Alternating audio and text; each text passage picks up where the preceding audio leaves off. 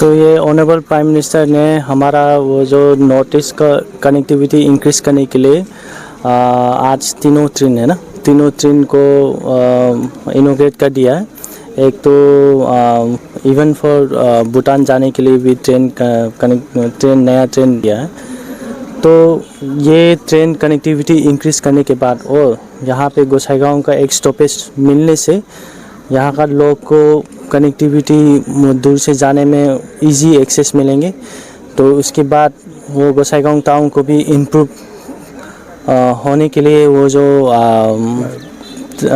Railways का department से बहुत सारा मदद कर लेंगे।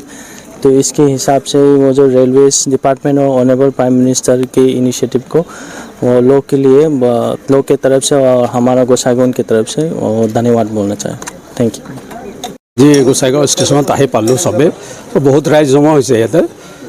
ভাল লাগিল যে ইয়াতে অমৃত ভাৰত এক্সপ্ৰেছ যিটো চাৰালাপল্লীৰ পৰা কামাখ্যাৰ পৰা চাৰালাপল্লী যাব উইকলি ট্ৰেইন, গতিকে বহুত অফিচাৰ গোসাইগাঁও SDO অফিচৰ পৰা এইবিলাক চবেই আহিছিলে। ভাল লাগিল শুনি, আৰু ইয়াৰ লগতে গোসাইগাঁৱৰ ডেভেলপমেণ্টটো হ'ব এইটো জানি বৰ ভাল লাগিল।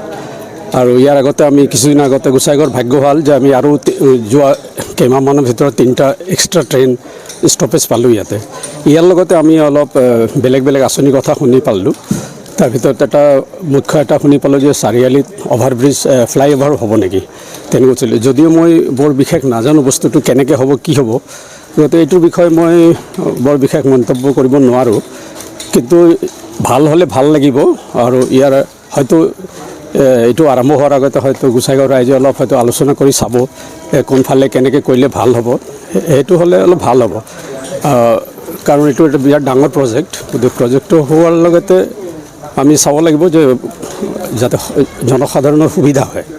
কিছুদিন আগলৈকে গোসাইগাঁৱত ইমান ডাঙৰ এটা চাব ডিভিজন থকা স্বত্তেও একো ডাঙৰ কোনো বিশেষ কলিকতা যোৱাৰ কাৰণে বা দিল্লী যোৱাৰ কাৰণে ব্ৰহ্মপুত্ৰৰ বাহিৰে কোনো ট্ৰেইন নাছিলে। গতিকে নৰ্থ ইষ্ট আৰু কামৰূপ এক্সপ্ৰেছ হোৱাৰ কাৰণে গোসাইগাঁওবাসী বহুত লাভান্বিত হৈছে। আৰু তাৰ লগতে আৰু এটা কি কয় এইটো আৰু এটা তাতকৈ বেছি ভাল খবৰ যে এটা বিৰাট প্ৰেষ্টিজিয়াছ ট্ৰেইন যিটো বন্দে ভাৰত সেইটোৰ ষ্টপেজ হৈছে। সেইটো এটা গোসাইগাঁৱৰ কাৰণে এটা